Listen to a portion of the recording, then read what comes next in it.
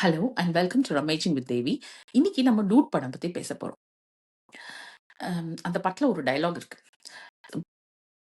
பெண்களுக்கு தாலி முக்கியம் இல்ல. அந்த தாலிக்கு பின்னாடி இருக்க ஃபீலிங்ஸ் தான் முக்கியம்னு. நல்ல டயலாக். அந்த டயலாக்கு முன்னாடி இருக்க சீன்ஸ் எல்லாம் பார்த்தீங்கன்னா, leading up to the dialogue அப்டின்னா, அது கம்ப்ளீட்டா ஆப்போசிட்டா தான் இருந்தது. அந்த பெண்ண எவ்ளோ தரக்குறைவா காமிக்க முடியுமோ காமிச்சுட்டு, அ ஹீரோ வந்து அவ்ளோ சேட்டைலாம் பண்ணிட்டு இந்த டயலாக் வந்து பேசுறாரு. அப்புறம் இன்னொரு சீன் ஒண்ணு இருக்கு. அந்த பொண்ணு வந்து ப்ரொபோஸ் பண்ணுது ஹீரோக்கு.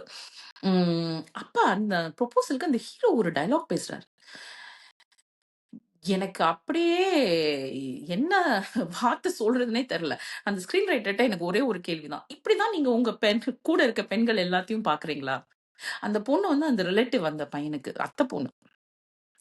மாமா பொண்ணு, அத்தை பையனு. So cousin. ஒரு கசின வந்துட்டு, நீ இந்த மாதிரி ஒரு டயலாக் சொல்லுவீங்களா? நீங்க ஸ்கிரீன் ரைட்டர் நீங்க எப்படி அது மாரி எழுதலாம்?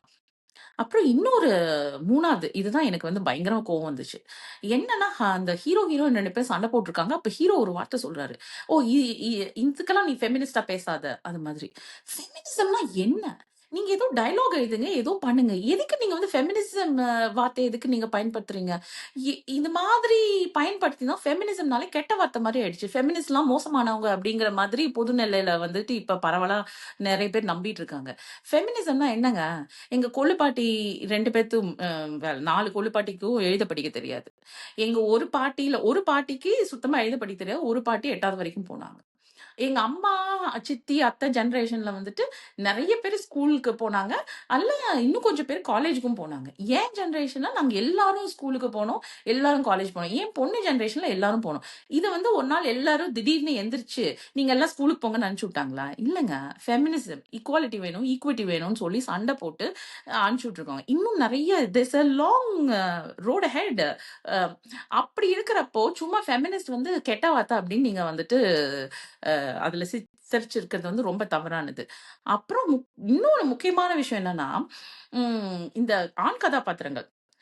அந்த படத்துல இருக்க ஆண் கதாபாத்திரங்கள் யார் கூடயும் நம்மளுக்கு ரிலேஷன்ஷிப்பே இருக்கணும்னு தோணவே தோணாது. Either as a friend or as a relative. அந்த பொண்ணோட அப்பாவாகட்டும், அந்த ஹீரோட ஃப்ரெண்டு, அப்புறம் அந்த இன்னொரு ஹீரோ ஒருத்தர் இருக்காரு. யா எந்த ஆண் கதாபாத்திரமும் நல்ல கதாபாத்திரமே இல்ல. தயவுசெய்து நல்ல கதாபாத்திரம் எழுதுங்க. நான் போன வீடியோல சொன்னேன், பெண் கதாபாத்திரத்த நல்லா எழுதுங்கன்னு. இப்போ சொன்னா அட்லீஸ்ட் ஆண் கதாபாத்திரத்துல நல்லா எழுதுங்க அப்படின்னு. இதெல்லாம் நீங்க கொஞ்சம் மாத்துங்க. இப்படியே சினிமா எடுத்துட்டு இருக்காதீங்க.